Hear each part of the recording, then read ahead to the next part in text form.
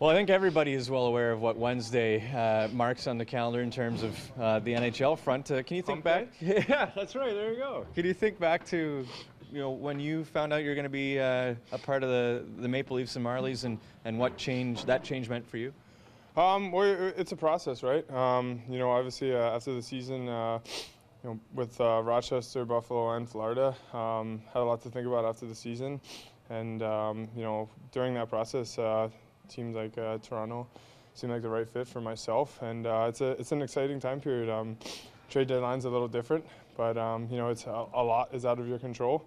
But I think that's the main key there is focusing on what you can control and doing everything, and it's exciting. Teams make their final push before the end of the year to see what they got and whether they want to make a run or not. So it's exciting. How different is deadline day here versus in this market north of the border versus maybe south of the border? I don't know if there is another market besides here. It's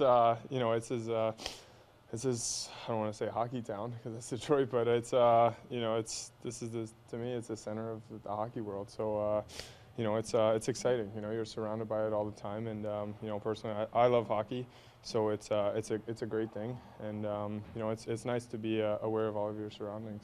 Can you sort of take this in as a spectator, even though you don't necessarily know it's at play, or do you just prefer to stay away? Well, I think and no offense, talking to you guys kind of opens up the door and it gets my mind wandering, but obviously it's I love it here and I wouldn't change anything, but crazy stuff happens and you never know. TJ, how has your game, I guess, either developed, improved, or how do you assess your play this season? I think it's been fun. As a team, we've done really well and we've had a lot of success. We have a really good group of young guys, and Spotter's done a great job, and all the coaching staff has done a great job of bringing us together.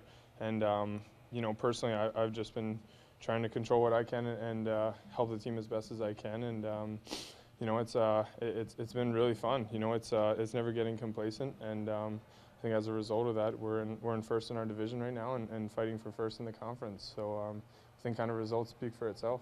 Is the bounce back game indicative of why this team has been successful and kind of not letting things pile up in the wrong direction?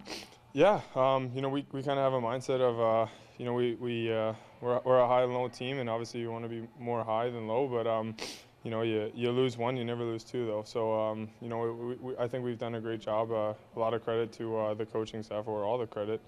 To them is responding after a low point. So coming back against Lake Erie is after losing against Hamilton a couple divisional points was a big win for us, and now we got to play them twice again. So it's hopefully we got to keep stringing a few more together to even become more successful. TJ, at any point, do you let your mind wander to when that next NHL chance is going to come, or you seem pretty zeroed in on what's going on here? Nope. Pretty simple answer. I am where I am. Yeah. Yeah, no frustration at all. I mean, because the numbers, your name does come up every so often in Randy Carlisle's scrums, and talks about the depth of the defensemen in the organization. Is it any frustration on your part there in terms of the season you've had here, and perhaps? Well, what place are the Leafs in?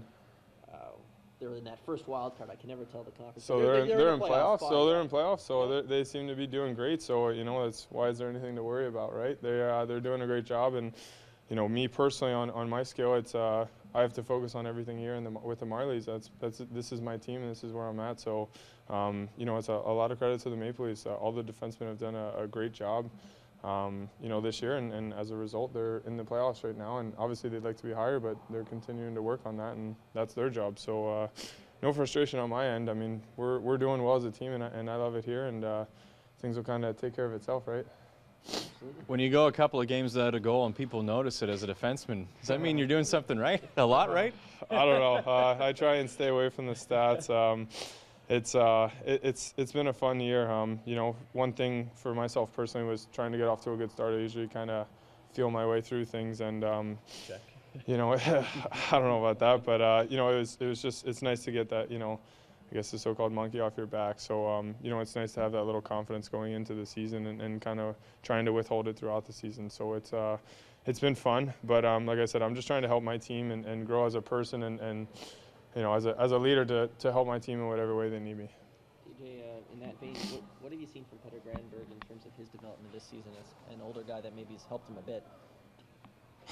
He's helped me. Yeah, I don't think I've helped him. I mean, he's a really hardworking kid, and he's a machine. You know, we call him RoboCop sometimes. He's just a machine. But I think guys hate going against him in practice on defense and stuff, which is so much credit and recognition to him. And you know, I try and learn from him defensively because he's a machine back there. So you know, he's plus seems like $1 million, but you know, me being +1 is a hooray. But you know, so looking at him is you know, he does a lot of things that I personally don't do well. So I try and look up to him there, and you know, he's in some ways an inspiration. So it's you know, I try and keep an eye out and help him if I can, but it doesn't seem like he needs help a lot.